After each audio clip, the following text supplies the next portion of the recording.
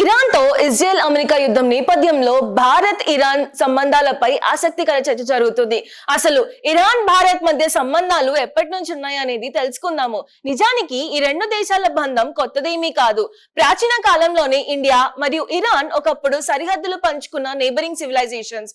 వేల సంవత్సరాల పాటు జరిగిన trade, migration and cultural exchanges have created deep connections between the two regions. తర్వాత జరిగిన పార్టీషన్ ఆఫ్ ఇండియా తర్వాత మాత్రమే ఆ జోగ్రఫికల్ బార్డర్స్ అనేవి మారిపోయాయి. ఇప్పుడు అది ఎక్కువగా పాకిస్తాన్ సరిహద్దుగా మారింది. ఒకప్పుడు ఇరాన్ ను పర్షియాగా పిలిచేవారు. అందుకే భారత్ లో చాలా చోట్ల ఇండియా పర్షియన్ సంస్కృతి ప్రభావం కనిపిస్తుంది. Architecture, clothing, music, language, literature and cuisine, almost every cultural sphere shows the blend. For example, Bharat లోని జెరాస్ట్రియనిజం మతస్థులు కూడా పర్షియా నుంచి వచ్చేవారు.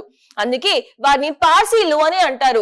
మెడివల్ ఇండియాలో కూడా భారత్ లో చాలా రాజ్యాల అధికార భాష పర్షియన్. ఉదాహరణకు గోల్కొండ రాజ్యంలో కూడా ఉర్దూ రాకముందు పర్షియన్ భాషనే రాజభాషగా ఉపయోగించేవారు. అండ్ ఇప్పుడు మన కల్చరల్ లాంగ్వేజ్ స్టేటస్ కూడా పర్షియాకి ఇచ్చారు. ప్రత్యేకంగా హైదరాబాద్ నగరంపై ఇరాన్ ప్రభావం చాలా ఎక్కువ. నగర నిర్మాణానికి ప్రేరణగా ఇసాఫాన్ నగర శైలిని తీసుకున్నారు. అందుకే చార్మినార్ వంటి కట్టడాలలో పర్షియన్ ఆర్కిటెక్చర్ కనిపిస్తుంది. ఆహార సంస్కృతిలో కూడా అదే ప్రభావం ఉంది.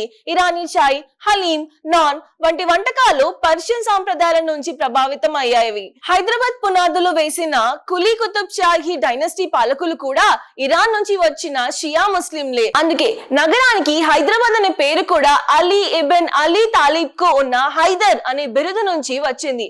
So all in all, long before modern geopolitics, India and Iran were connected through the legacy of Persia, a timeless exchange of culture, language and ideas that still echoes in our heritage today.